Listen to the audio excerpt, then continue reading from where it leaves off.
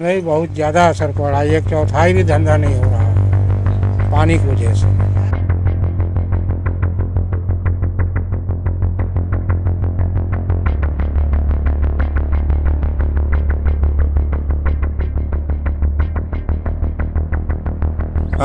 जलकर विभाग ने भी आश्वासन दिया, लेटरबाजी किया है। उन्होंने अभी तक कोई पंप नहीं लगाया यहाँ पर। प्रधानमंत्री नरेंद्र मोदी के संसदीय क्षेत्र में एक गांव ऐसा भी है जहां गांव वाले 20 वर्षों से रास्ते की तलाश में हैं। वो हम इसलिए कह रहे हैं क्योंकि इस गांव की तस्वीर हमेशा जलों से घिरी रहती है। हमारे ठीक पीछे आप एक बड़ा सा तालाब देख रहे होंगे और उस तालाब के बगल में एक रिहायशी इलाका बसता है और उस रिहायशी इलाके के जितने भी रास्ते हैं वो बरसात आने के बाद भर जाते हैं। और गांव वालों का कहना है कि 20 सालों से सिर्फ पत्र और आश्वासन दिया जा रहा है, लेकिन इस गांव के निस्तारीकरण का कोई काम नहीं हुआ है। प्रधानमंत्री तक लेटर गया, जलकल विभाग के अधिकारी ने रिसीव किया, लेकिन कार्रवाई अभी तक नहीं हुई है। हमारे साथ गांव के कुछ लोग हैं। मैं पहले ये बता दूं कि ये गांव ककरमत्ता उत्तरी में आता है और कैंट विधानसभा का यह पूरा क्षेत्र है। विधायक जी के बारे में भी जानेंगे कि अब तक उन्होंने क्या किया, क्या आश्वासन दिया, और विभाग का भी जानेंगे। जी, अपना परिचय बता दें। मेरा नाम रामजी प्रसाद मौर्य है। विधायक ने कई बार आश्वासन दिया, लेकिन आज तक उसी तरह पानी डूबा हुआ है। रास्ते को निकालने के लिए पानी नहीं है। जलकर विभाग ने भी आश्वासन दिया, लेटरबाजी किया है।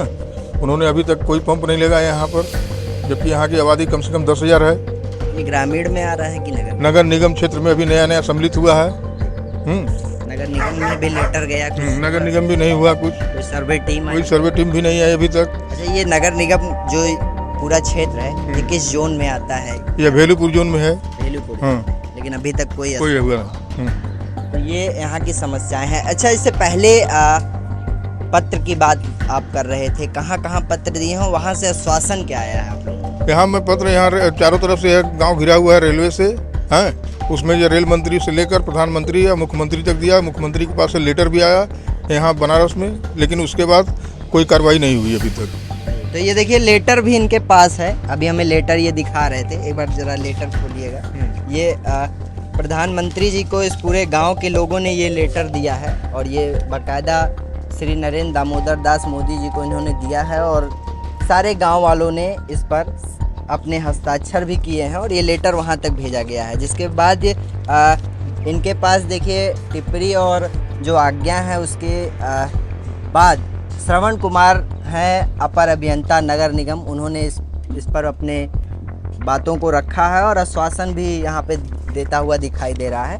तो ये गांव की स्थिति है। ये श्रवण जी कुछ काम किए फिर इसके? नहीं, श्रवण जी भी काम नहीं किए। 17/2 को लेटर भेज हमारे पास। ये स्थिति तो है। स्थिति के साथ साथ यहाँ पे कुछ रोजगार भी करने वाले लोग हैं। अब इनके रोजगार पे कितना असर पड़ता है जब बारिश हो जाती है और जल जमाव होता है? दादा, कितने वर्षों से ये ऐसे ही जल जमाव? ये कम से कम 20 साल हो गए। 20 साल।